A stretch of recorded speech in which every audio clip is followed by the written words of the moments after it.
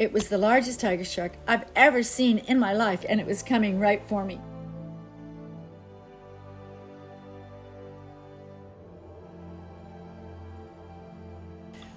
I was in my boat off of the reef, which is very close to the land in Rarotonga in the Cook Islands in the South Pacific, and we were making a film. So the director asked me if I would get in the water to allow him to shoot more footage. So I slipped over the edge and started swimming very slowly towards a couple of whales, when one of them looked up at me and just started charging towards me. So I stopped, and he was about to knock into me when I put my hand up. So my hand is up against his head, and he's pushing me. And at this point, I'm thinking, okay, I've been underwater with whales for 30 years. This has never happened.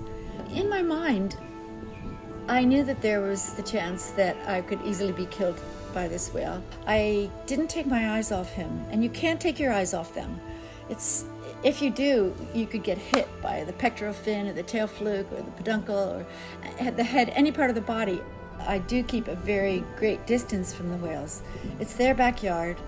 I'm very careful not to infringe on what they're doing. So I kept trying to get away. He was trying to be gentle, but when he was trying to tuck me under his pectoral fin like this, it really hurt. And I didn't want to go under his pectoral fin because I had a snorkel and mask on, and I would drown. And so I kept holding it and like putting it underneath my shoulder like this. But, along his pectoral fin and his tail fluke, there are barnacles, and the barnacles are very sharp. And so I was getting a bit cut up too. At one point, he lifted me right up out of the water, literally out of the water. Now, that was just unreal. And I wasn't up there for too long before, poof, I was right back down underwater again. He was getting frustrated. He was. And so at that point, I think he said, okay, fine, I'm going to put you on my face. So I'm holding on like a little kid to the face of this enormous whale, holding onto his tubercles.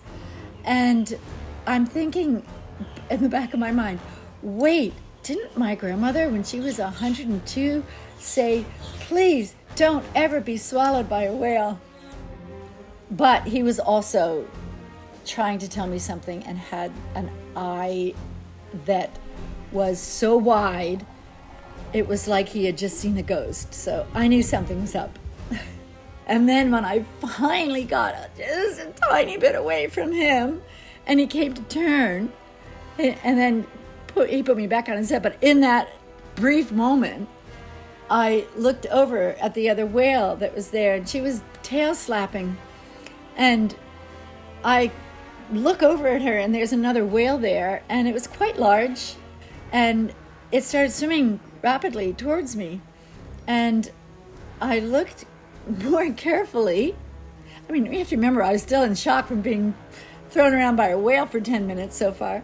And this animal had its pec fins down, pointed down like this, and was arching, and its tail was going from side to side instead of up and down. So I immediately knew it was the largest tiger shark I've ever seen in my life, and I've spent my entire life underwater. And I've seen plenty of tiger sharks. This was like a truck. This was a huge tiger shark, and it was coming right for me. That's when I did have a little bit of a panic. And then the whale, just at that moment, came up behind me and put me on his head and just pushed me as fast as he could to the back of the boat. I caught a ride on a whale for 10.5 minutes. I mean, I never in my wildest dreams could have imagined that this would happen. I'm sorry, I love you too. I love you too, I do. I love you. This adventure came out of the blue, and I still to this day can't believe it happened. And being a scientist, it's even harder. If someone told me this story, I wouldn't believe them. It's crazy. It's crazy. And it's crazy that this whale did this. But my friend, Robert Pittman, wrote a paper about altruism in humpback whales, about how humpback whales have altruistic behavior towards other animals, not just their own species, but other animals. Altruism is a true act of kindness when you protect someone without asking or expecting anything in return. So you might even risk your life. And so it started all flooding in about how this was an experience of perhaps the whale displaying his altruistic behavior to push me away from this very huge shark. I never thought in a million years that I would see this particular individual again. Never. I mean, why would I? In 20 plus years of research just here in the Cook Islands, only 2 whales have returned here. And so when he did come back, I was blown away. I still am. So 1 year and 15 days later, I was out on my boat doing my research, and a fisherman radioed me and said there was a whale off the harbor. So I came up to the harbor, and sure enough, there was a whale, and he dove. And when he dove, I looked at his funny tail fluke because there were 2 notches in it. And I thought, that's odd. That looks a little bit kind of like the whale that had pushed me away from the shark. And I actually waited. And the next thing I knew, the whale came up next to the side of the boat. He ignored everyone else on the boat, and he stared directly at me. And he was just like a meter away. And I looked at him, and I saw a scar on his head, and I just screamed, he's back. I can't believe it, he's back. And sure enough, there he was, and he was staring at me. And I started to cry. I was so blown away that he was actually there. I just whipped on my wet skin and slid over the side of the water. And I swam down next to him, and he opened his eyes, and he just looked at me and kept nudging me and nudging me and nudging me with his head. And it was just nuzzling, his moving his head in my belly. And it was like seeing your dog that you haven't seen for 6 months. And it was just like, how do you hug such a big, huge animal? He put his pectoral fin right under me, and he just held it at the surface of the water like this. Just like this. And I just laid on it, and I hugged it. I held on to him like this, and I hugged it, and I laid there forever. I just laid there, and he didn't move either.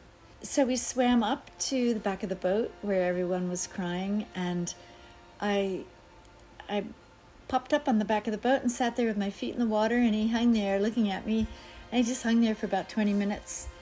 And we went in. I said goodbye, and I said again, same thing I said to him the first time, I love you and thank you. So if I had to name the emotions I was feeling during this encounter, I would say that I was shocked in a very good way. I guess I could say I was pretty blown away. I felt love, felt happiness. I was speechless for the longest time. I couldn't even really call people and tell them. It was too sacred. I can say that he will always be a part of me and on my mind. I hope to see him again someday, because I really, truly do miss him. I don't know if anybody would ever believe it, just like it's so hard for me to believe that he already came back once. I'd be in there with him in 2 seconds. I'm going to start crying just thinking about it. I miss him. I mean, who misses a whale, you know? I do. I genuinely believe that someday I will see him again. I really do.